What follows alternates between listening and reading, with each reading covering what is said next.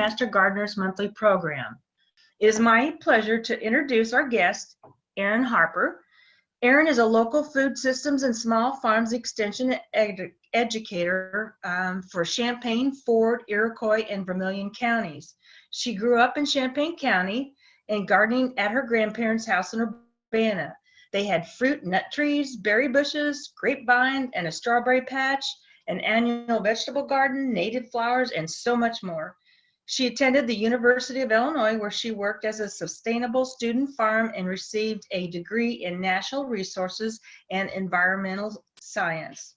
After graduating school and working for the USDA in Colorado, Erin returned to the University of Illinois to teach Introduction to Horticulture, vegetable gardening, and small farms in the Department of Crop Science. She started working with the extension in December and is here today to talk about vertical gardening.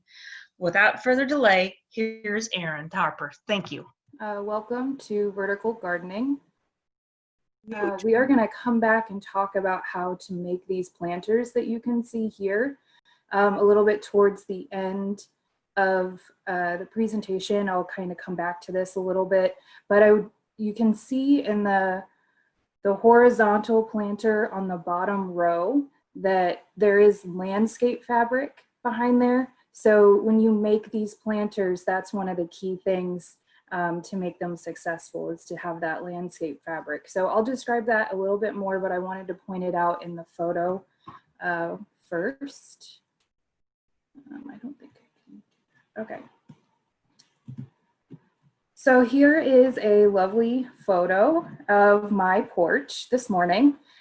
So you can see here, this isn't typically what you might think of when you think of vertical gardening, but vertical gardening doesn't have to be super complicated. It doesn't have to be something actually hanging on a wall or have an elaborate irrigation system. It absolutely can, and we will talk about some of those things as we move through the presentation.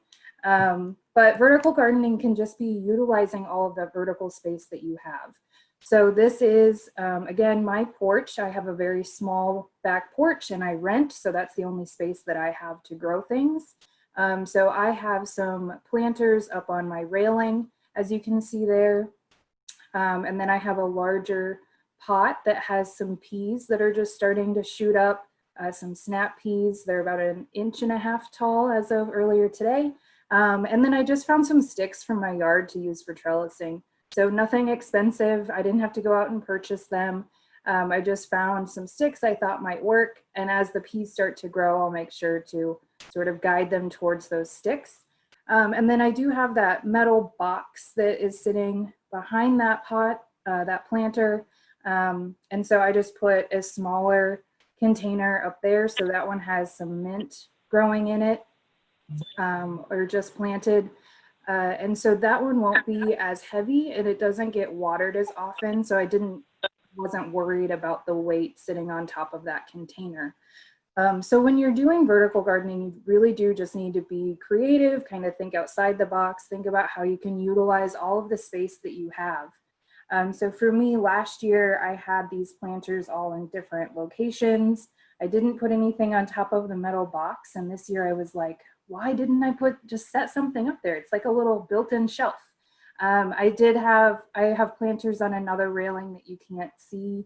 And I kind of just move things around every year to make it a little bit different. And then you can do multiple plants in each box or in each container. So my larger pot that's down on the ground with the sticks in it and the peas coming up, I also planted Swiss chard in the center. So the peas will get growing and be growing up those sticks and be able to get sunlight as the Swiss chard just gets going. And then I will harvest all of my peas. And by the time I'm done harvesting them, then the Swiss chard will be tall enough that it'll sort of shade out those back spots anyway. So I'll take the sticks out at that point and the peas will be done. And then in the front, I have some sweet alyssum, which will help pull in some some pollinators, just to attract the beneficial insects. And it will spill over the front of that container just to give it a little bit more depth and interest. And then the planter that is up on the railing that you can see, I have a succession planting of some salad greens there. So we have salad greens that I planted about 4 weeks ago. They should be ready to harvest with our warmer weather and the rain we're getting, ready to harvest next week. And then next to that, you can see some little baby plants. Those were planted about 2 weeks after the first ones. So those are just sort of really getting going now. So I like to do succession planting, so there's always something new. So those are just basics of like vegetable gardening and container gardening and stuff. But now we'll get more into more of the vertical gardening. So here we have some hanging pots. So a lot of people do hang pots or hang planters of some sort in front of windows. You can do this in any room of your house. I really like this example. I love the idea of having fresh herbs in your kitchen. If you have a small kitchen or just don't want to use up your counter space, this can be a really good alternative. So in this photo, they have clay pots that they have painted, and then they're using jute rope, which is on our list on the slide there, some dowel rods with just regular curtain fasteners, and then curtain hooks to actually attach the pot to the dowel rod. So anytime that you're using clay pots, you want to make sure that if you're growing food in them, you don't want pots that have a coating on them. You don't want to purchase them already painted or with a seal on there, because you don't know necessarily what is in that paint. So most clay pots that have that coating already on them are not labeled for food grade use. So you want to use plain clay pots or plastic or untreated lumber. So you don't want to use treated lumber if you're going to eat out of it. If you aren't eating the food, if you're growing houseplants or other flowers and stuff, you can use any material you want. You do want to make sure with any pots or containers that either they have holes in the bottom for drainage, or that you put rocks in the bottom so that excess water can easily drain away from your plant roots. Most plants don't like to have what we call getting your feet wet. They don't like to have their feet wet all the time. So yes, they do need water and to take up nutrients, but they do enjoy a little bit of time when the soil dries out around them. So we don't want a lot of standing water in the bottom of our pots. So in this example, again, it's a really good example because we can see that there are holes in the bottom of these containers. So when you water them, water will come out the bottom. And if it's not over a sink like it is here, it's going to go on your floor or on your couch or whatever is underneath it. So having these hang right above your sink in a window, they're easily accessible when you're cooking, but it also will drain right into your sink, and then you can just rinse that out. If you have containers like this with holes in the bottom in other parts of your house, then you want to make sure you either put a towel down or put something else underneath it while you're watering, or have a container. You could do a whole second, another layer underneath where you have another container that sits there permanently to collect the excess water. So at home, I just have like a little plastic tub that I kind of move around. I water a plant, let the water kind of drip out and wait until it's done. And then you can use that water on a different plant that has its own bottom. And that way you aren't wasting water, but also you aren't ruining any of your stuff. So you can use lots of different containers. Sorry, I'm just checking my notes to make sure I covered all the points on this slide. So one other thing I wanted to point out, in this photo, it's not necessarily realistic to grow all of those herbs in that size of a pot. So basil, thyme, oregano, sage are all plants that will get fairly large. They will be 2 to 3 foot tall and round bushes if you prune them and let them grow long enough. So you could absolutely start plants, start all of those herbs in pots this size, and they will grow. And depending on how frequently you're pulling from them to cook with, they will eventually need to have a much larger container. So that's just something to keep in mind. You could very easily grow cilantro or parsley in pots this size, because those are things that you sort of use up. You use it once and then it needs to be replanted. And that's something to always keep in mind, and I will point out in a couple other photos as we move forward, some of the stock photos that you find online aren't necessarily realistic. So, just get ideas from photos, but don't necessarily try to completely recreate them because they aren't always showing a realistic picture. Okay, and then we have selecting plants. So in this photo, again, several things that I will point out that aren't necessarily realistic, but this is just another really great depiction to show some vertical ideas, just using plant stands. Over on the left-hand side of the photo, they do have sort of those hanging baskets or baskets that can go on the railing, like what I also have on my porch. And then still just setting plants on the ground. So just utilizing all of your vertical space. I, in this case, would also probably hang some baskets. It looks like this is probably covered. So I would probably also have some hanging baskets just to really utilize all of the space. And then they have that nice stand where the containers are sort of stacked on top of each other. So all of these things will lead you to selecting your plants. So it's not just what you might want to grow, but what will work in your space or with all of the containers that you're using.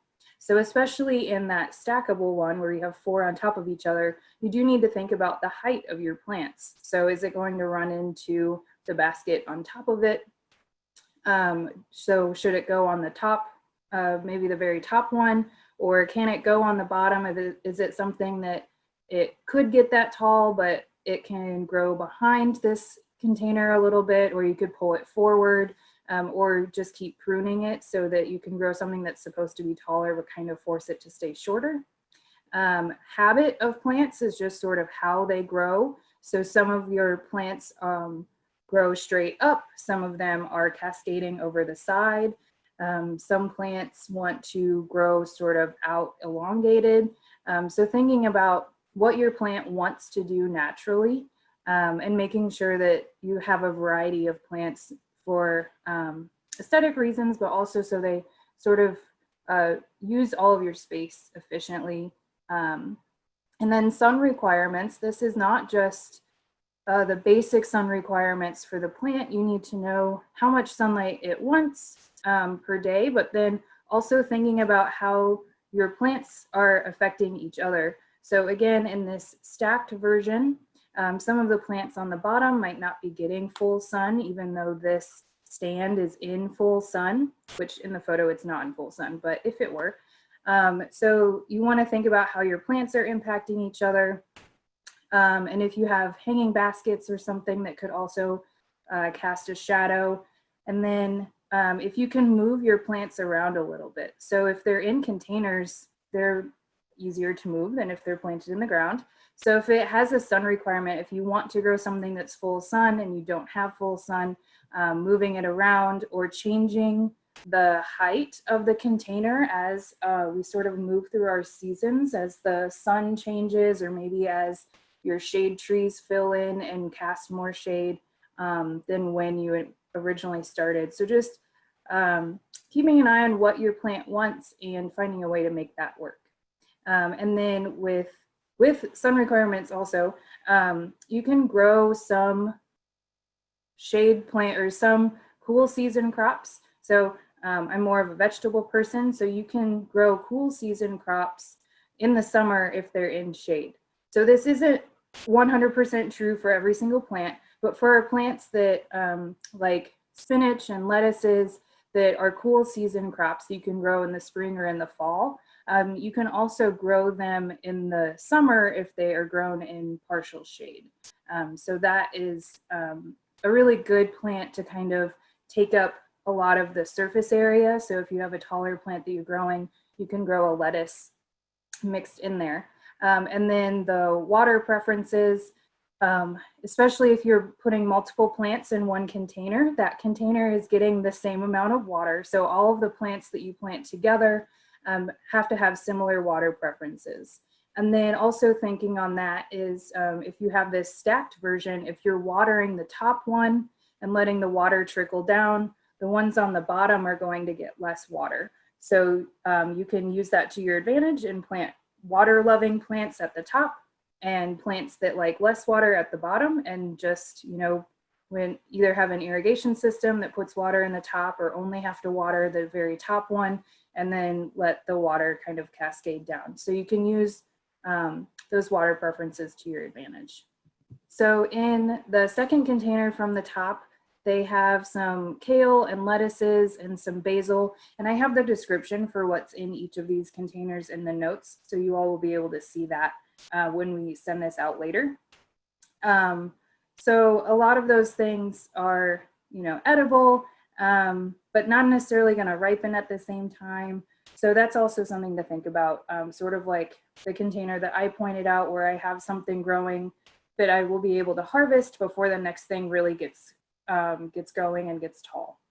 And then in one of these containers, they have some outdoor plants and some traditionally indoor plants. So that's where we get into this isn't quite, you know, you can't always just take the photo and run with it.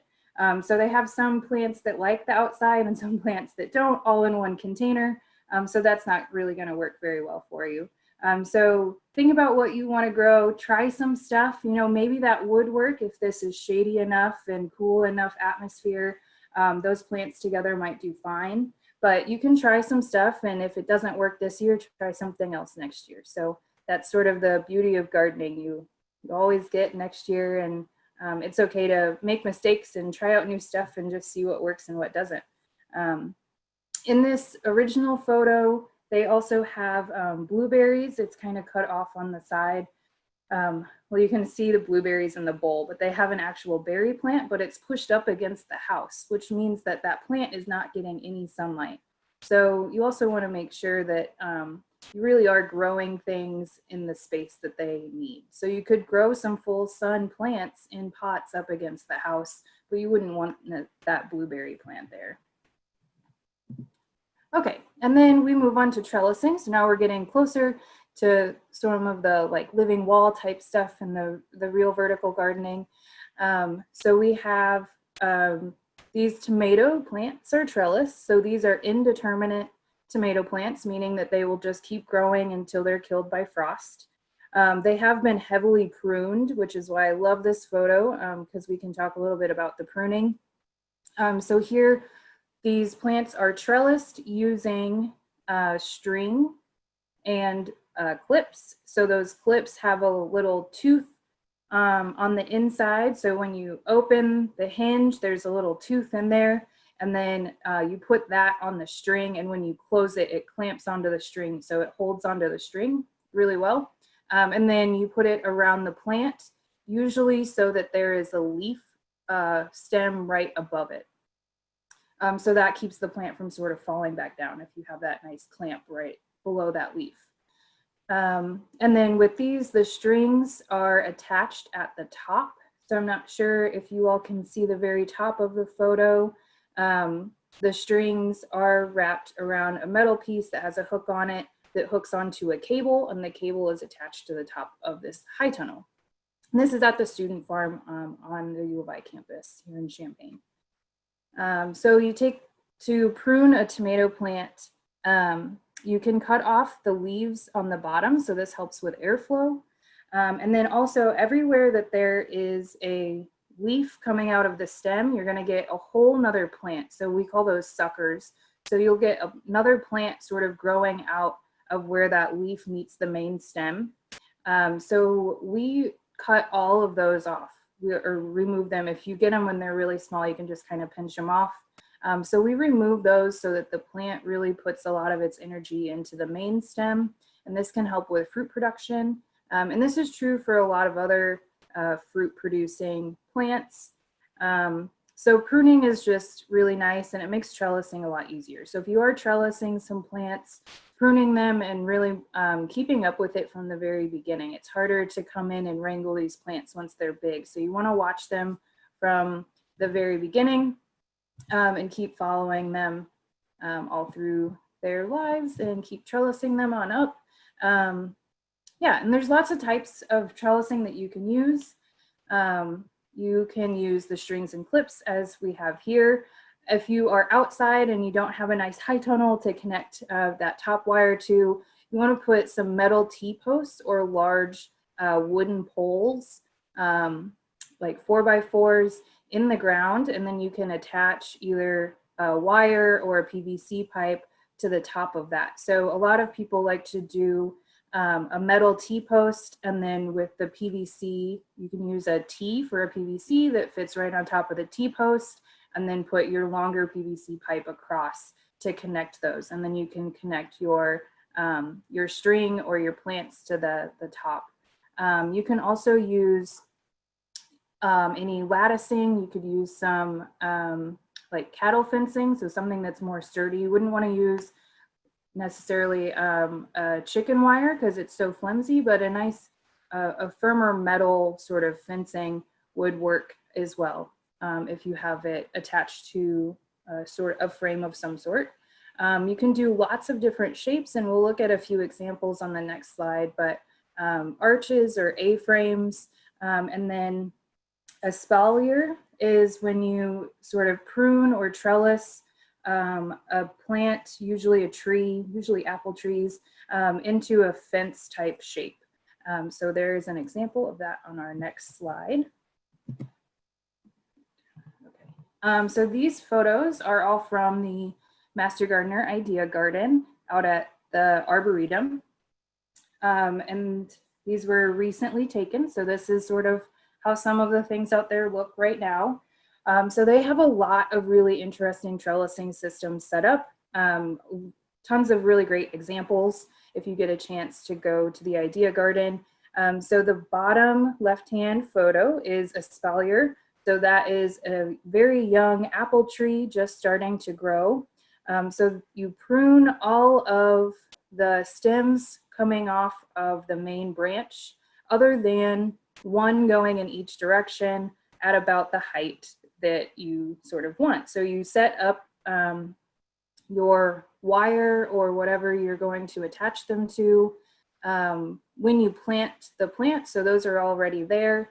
And then as the tree continues to grow upward, you select which branches you're going to keep and start training them sort of along those lines. You can do this with other plants as well. But this can really create a nice living fence, or if you don't have a lot of space, can be a way that you can grow a lot of different fruit trees in your backyard, even if you don't have a ton of space. So I stayed in a Airbnb once that had this as their fencing. And so they had different types of trees all along it. You still need a couple if you're gonna actually get fruit, usually to pollinate each other. You can do a couple of the same tree next to each other and then switch tree types. And you could have this as sort of a living fence all around your yard. And then we have our arched trellis with some lattice there. So this is really good. This one is set up in the children's area, the children's garden out at the Idea Garden. But this is a really good way to grow things like cucumbers and squash, or flowers that have like long sort of dangling type flowers, just to really get either a nice shade area, or for the vegetable plants, a way to get nice long fruit so that it's shaped nicely. It also helps keep it off the ground so that it doesn't rot. So if you're growing it for adults to walk under, this one is quite short. It's maybe 3 feet tall. So you would want to, again, using T-posts or something else, sort of put the T-post in the ground first and then put your arched PVC over that. So you can make it easily 6 to 8 feet tall. And then when you grow your vegetables over it, they would sort of hang down below and you could harvest from right below them. Yeah, you just want to make sure that you can reach all parts of it. So maybe having a tall ladder or something so you can get all of the stuff off. If you make it 10 feet tall, you need to be able to get to the top at some point. And then we have this other example here where there are larger metal poles and some 4x4s for the grapevines to sort of trellis on. So just lots of different types of trellising. You can really use any materials. You just want to make sure that whatever you're using is sturdy enough to support the weight of your plants. Okay, and then we have some climbing plants. So this is a good transition from our trellising into our living walls. So these natural climbing plants or vining plants usually will attach themselves to walls, or in this case, it is on the side of, this is a climbing hydrangea. So it is attaching itself to a screened in porch to create a nice living wall. So this can be really nice when it has leaves on it, or when they're all green and lush like this and growing, it's going to provide some really nice shade. So if you have an area that gets direct sunlight and you don't necessarily want direct sunlight when it's hot outside, having some living plants that will green up in the summer and provide that much needed shade can be really nice. A lot of these plants are low maintenance because they do come back, but they will probably need to be pruned in some instance. They will obviously just continue to grow and grow. So making sure to prune them. In this case, there's a gutter just above here. So you want to make sure that, you know, you're keeping it out of the gutter. And if it starts going places that you don't want it, just pruning it back and keeping it under control. And then some of these plants, some climbing plants can cause structural problems. So when they attach to bricks, they can kind of get into the mortar and potentially kind of break that up a little bit as they grow through it. That doesn't usually happen. It takes years and years for a plant to really cause damage to brick and mortar. But it's just a consideration that I want to mention before, you know, everyone runs out and plants it, and then I wouldn't want you to have any problems that you weren't expecting. So it can cause problems. And in this case, the growing on the screen, you know, it could start to grow through the screen or maybe stretch some of the holes of the screen a little bit. So, you know, just something to consider, but probably not really a big deal. Okay, and then we have living walls. So this is a wall that my friend John built, and it's in his apartment, and it's amazing. So this is a moss wall. So he built this with, there's a plastic layer behind because you need to make sure you're protecting your walls. This does have water running almost constantly on it. And it has all of the lighting. So just making sure that you're protecting your wall yeah, collecting the water, and that, you know, if you have kids or pets that might try to eat this, making sure that everything is edible and safe for consumption. Because if you have small kids and they just see this, you know, they might try, you know, kids will be kids. So just making sure that whatever you use here is safe for the environment that you live in. So yeah, this has a layer of plastic on the back, and then I wrote down exactly what he sent me, a 1/2-inch foam insulation board, and then a cement board on top of that. And then he obviously has framed it out.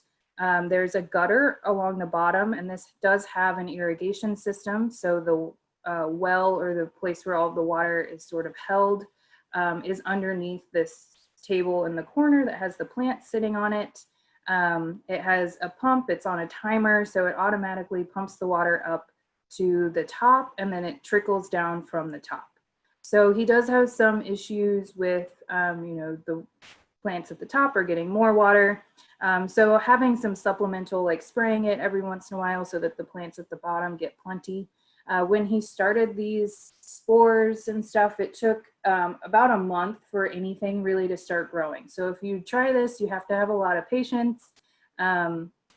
He went through a lot of different variations of this before he landed on sort of the materials here and stuff. So just being patient and keep trying. And yeah, it should work if you try to build one of these. Let me know if you do, send some photos. We'd love to see some more examples. And he does also have a grow light here. So he's using a T5. So when you use grow lights for inside, pretty much anything, any plants that you're trying to grow, T5s are really what most people recommend these days. They are energy efficient. They have full spectrum light, which we now know Plants do use more than just red and blue in the spectrum. People used to think just red and blue lights and the plants are going to be perfectly happy, but they actually use all parts of the light spectrum. So having that full spectrum light that's energy efficient, and the T5 bulbs are a lot smaller than your traditional fluorescent bulbs, so they just take up less space. They don't have that annoying sort of noise that sometimes happens with fluorescent bulbs. And you can also put that on a timer. So this can really be pretty self-sufficient.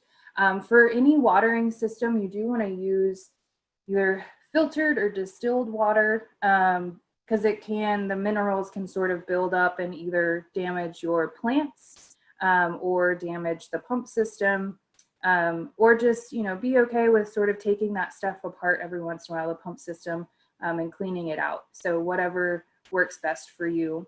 And then when you are growing stuff either in containers or on a wall like this, you do have to remember that you are providing all of the nutrients. So if you put something in a container, you do need to be providing some fertilizer.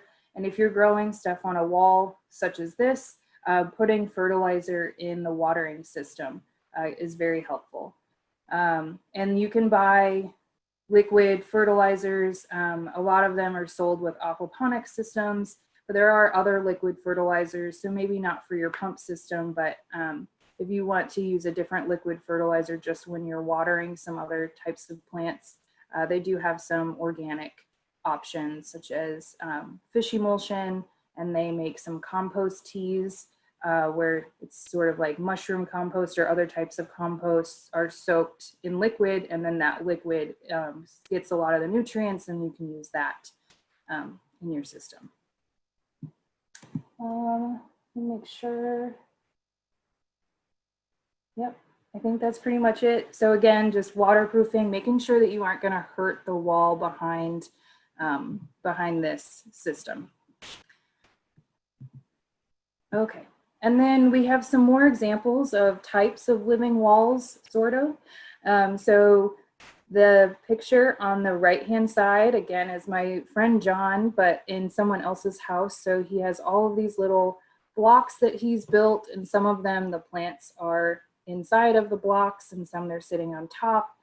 They're different distances away from the wall, and then again, there's a grow light above them. So this can be really nice just to add to a larger blank wall that you have. You could do something like this even in a garage or on a fence outside. It doesn't have to be inside, but just making sure, this is another place where you really have to think about the light consideration of them casting shadows on the ones below them. So you can see the ones at the top are sort of the 4-inch blocks.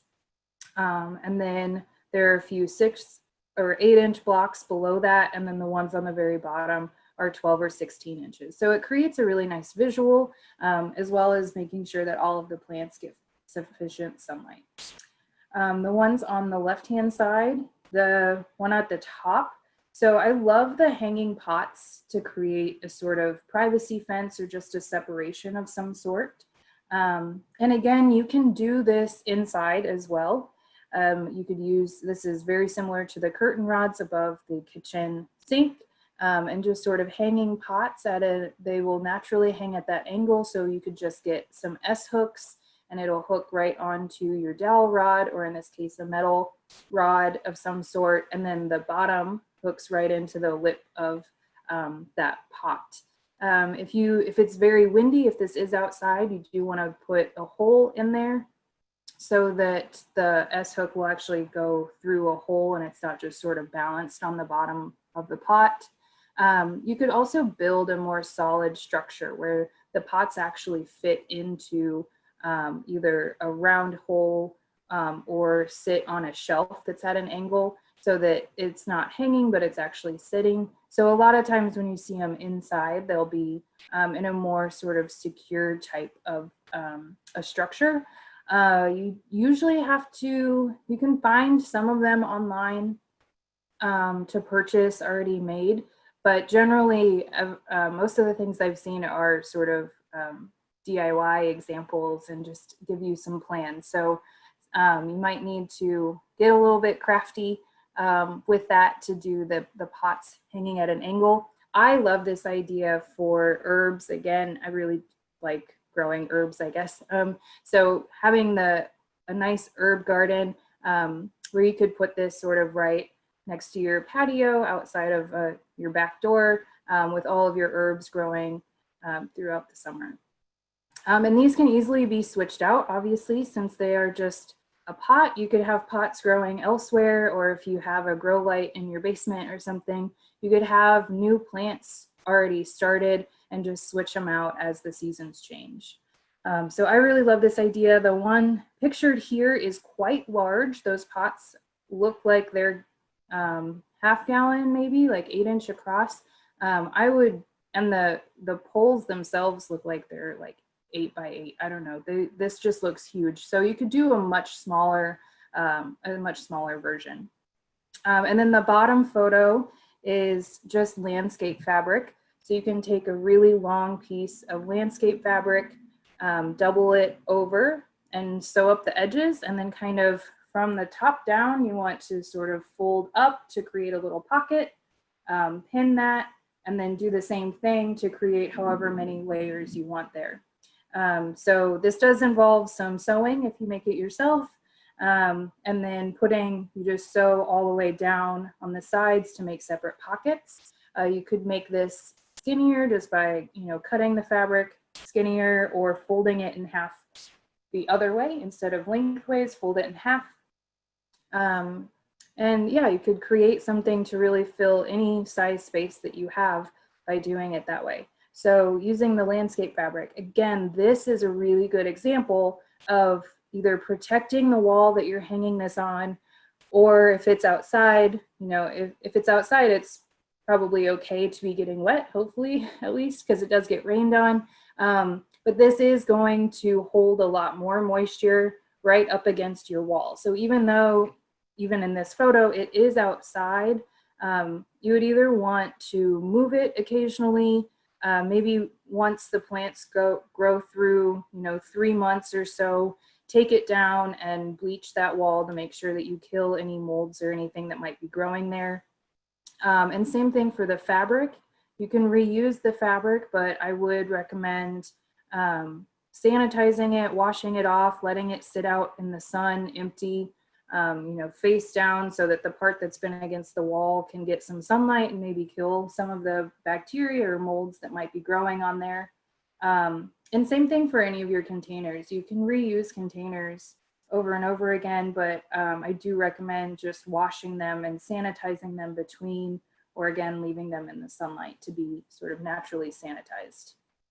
And this is the slide where I will also go back to our very first slide with those rectangle hanging wall planters.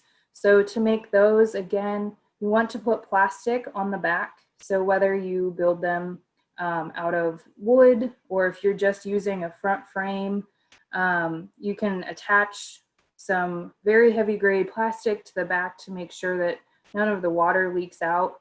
I would probably, if I have not built one for myself, but if I did, just to make sure it was absolutely safe, I would build a wooden frame and I would put plastic on both sides. So most of the online tutorials just tell you to line the inside with plastic, but I would also put it on the back just to make sure that I'm not creating any moisture against my drywall. But again, I rent, so I'm not going to try that. But when I move soon, I will definitely be building one. So it's a lot easier to do those living walls outside. So anyway, the plastic, and then you fill it with soil or your potting soil, and then cover that with your landscape fabric. You want that to be pretty tight, because it is, when you put it from, when you're building it, it'll be down, but when you stand it up, you need that fabric to sort of hold in all of that soil so that gravity is going to want to pull it all down. So it needs to be very full, as well as having that fabric be pretty tight. You do instantly plant into that. So while it's still sitting on your table, you want to cut a hole wherever you want to put a plant. So most people will also put some sort of structure in there. So again, going back to sort of our cattle fencing or something, Again, not chicken wire, because the holes on chicken wire are going to be too small. But if you can get some sort of a grate that has sort of a 2x2 or something like this, 2x2 squares or a little bit larger, and you can either put that on top of or under your landscape fabric, it doesn't matter. As long as you can kind of figure out where they are. You can cut a little X wherever you want to plant your plant. So you already have plants growing, you're planting transplants into this. Plant all of your plants in and water, and then you have to leave it sitting, on your table or your surface, so that the plants can kind of take hold and root before you hang it on your wall. So those planters are not sort of hanging permanently. You'll need to have a little bit of a rotation and having some that can be horizontal to grow regularly for a while. So these are really good either for succulents or for some annual flowers. So a lot of the examples I've seen are annual flowers that, they're really only flowering for 2 or 3 months. So you can get them as starts, plant them, let them get established, and then hang it, and you'll have a nice piece of wall art for a month or two. Plants, will naturally try to reach towards the sun or towards the light. So wherever you hang this, especially if it's outside, as the plants grow, they're going to start to grow upwards and to stretch. So it won't stay looking super nice for too long. So that's why the annual flowers are a really nice option. And then to water it, either taking it down and watering it and sort of letting the plants have a moment to soak it up, or you can use an irrigation system that would trickle water in from the top. Because if you have it built as a frame, you don't really want to shoot water at it. That would hurt the plants. So you can have a built-in system or drill a hole in the top where you can attach the hose on a very low speed and let it kind of drip in there for an hour a day or something. So you don't have to have a fancy irrigation system. You can make other things work. It's totally up to you. And what's my other, the succulents. So that's why they're really good for succulents, because if you have it as a living wall inside, you can plant succulents in there, and then, they don't have to be watered very often. So you can take that down off of your wall, water it, once a month, once every other month, however often your succulents need water. Let them soak up that water and then hang it back up the next day. So succulents are a really good option for those living walls that are going to be hanging inside of your house. Okay. And and then I had a couple other little notes of different types of things that you could use to hang planters that I either couldn't find photos of or they just wouldn't work in this presentation. So inside especially, you can use over-the-door organizers. So shoe organizers that probably look a lot like the landscape fabric. Some of them are made out of vinyl or plastic, so you could use something like that that's already made. There are some examples online where people use this sort of pantry organizer that hangs on your door that has the wire baskets. So you could use something like that and plant lots of different salad greens or your herbs in those little baskets. And a lot of times those are adjustable. So you could have your newly planted seeds that are still working on germinating kind of really close to another container that has some smaller ones, and space them out as your salad greens get taller and taller. So those can be a good option.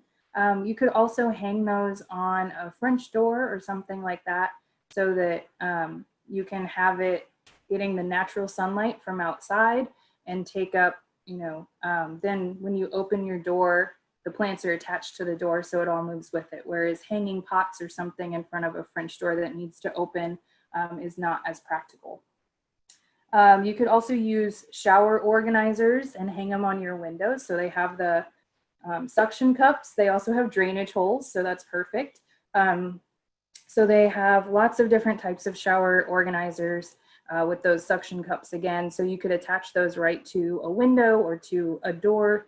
And then they do sell them, I think, You can get some pretty expensive window planter versions that have those suction cups. Or again, just buy some suction cups and make your own container work for hanging on the window. So don't forget about your window spaces. And then, oh, and my last thing was describe the cover planter. I already did that. So, Okay. all right. So yeah, you had a question on the moss wall screen. Where is a good source for the T5 lights? Oh, I got mine on the internet. So I think most greenhouse supply stores carry them. And now most garden centers, if they sell any indoor lighting of any sort, they should have the T5 lights. Great. Okay. And then you had another question about written instructions on making a moss wall. It looks like John responded to that he will send instructions to you later to share. So we will share that with all of the registered participants in an email. On the tilted hanging baskets outside slide, you had a question, could you plant a cut garden in these? Yeah, I mean, I would say, assuming that just means like plants you can harvest from, maybe. Cut flowers. Cut Oh, flowers. flowers. Oh, yeah, absolutely. I mean, anything, you can really grow any plant in a container. So as long as your structure can support the container, you can grow whatever you want in there. And then another note that also just made me think of that I didn't mention when I was talking about the blueberries, there are a lot of trees and bushes that you can get in what they call a dwarf version, or vegetable plants that come in a greenhouse version. So if you see something called a greenhouse, whatever the vegetable is, it usually just means that the plant is going to be smaller. So with those, your fruit or the food that you're getting off of it will be the same size as a regular plant. It just means that the plant takes up less space. So you will get less fruit overall, but it will be, the same size as the full-size plant. So that's really great for growing, like the blueberry bushes. Those come in a miniature version, so you can easily grow that in a pot on your porch or inside even. And with some grow lights, you can keep that going all year long. So. Thanks, Erin. You had another question. Is it safe to grow food in a vertical garden made with an old wooden pallet? I would say no, because you don't know where that pallet has been or what's on it. If you know where it came from and it is just plain wood, it would probably be safe. But pallet wood is usually made out of pretty soft woods, which is not really what you want to grow food in, just because it'll rot really quickly. So if it's all you have, you can try it, but your container isn't gonna last very long. It might make it through a season or two, but it's probably gonna rot pretty quickly. So I really wouldn't do it, but if it's your only option and right now you can't go out to get anything else, it's not going to like absorb a ton of really bad stuff from it. But yeah, I would probably advise against it. Why would you trellis the tomatoes? For good airflow. So tomatoes, especially around here, are really susceptible to disease. And you don't have to trellis your tomatoes. And especially if you're growing determinate tomatoes, you don't usually trellis those. Determinates are the ones that kind of grow in more of a bush shape. But the indeterminate ones, the photo in the high tunnel, those tomato plants were about 12 feet tall, and they would continue growing. That was in the middle of the summer. So they'll get 20 to 30 feet long, I guess you could say. And just to save space or make it cleaner or look nicer, you can trellis them. They obviously, as the indeterminates grow, the fruit ripens at the bottom as the plant is still growing. So once you've harvested all the fruit from the bottom, you can remove that fruit cluster completely. So you don't have to have your plant 20 feet tall. If your trellis system is 5 feet tall, which would work really nicely for me at my height, I wouldn't want it to be much more than 6 feet tall, at least. You can kind of treat it like a rope and kind of loop it over, but it's really just to save space. And it can help with the airflow again, so that either your tomatoes don't rot or your plants don't rot. And if you are pruning them and trellising them, you're less likely to have critters that are able to hide in there. So maybe saving some of the tomatoes, you're not going to have birds like trying to nest inside of them if they're all trellised up and pruned up. So it can kind of help with insect and other larger pest control. And then what kind of soil in patio pots? So I use a potting mix, but it depends on your plant and what your plant wants. So if you are growing succulents, you want a soil with more sand in it, so it'll drain better. If you are providing a lot of fertilizer and you're growing something that's going to be in there more long term, you might want to mix in a potting soil that has a little bit more organic matter, or like small tiny pieces of wood chips, or like shredded wood, but that's for something that's going to stay in the same pot for a long time. But really any type of potting mix. The stuff I use is from a greenhouse supply, and it is just their basic potting mix, but pretty much anything that you can get at your garden center that's labeled potting mix or for vegetables or flowers. They have different mixes for different types of things, but anything with a good mixture of usually perlite, a little bit of sand, and peat moss is going to be a pretty standard mix. Are clay pots preferable over plastic pots for some reason?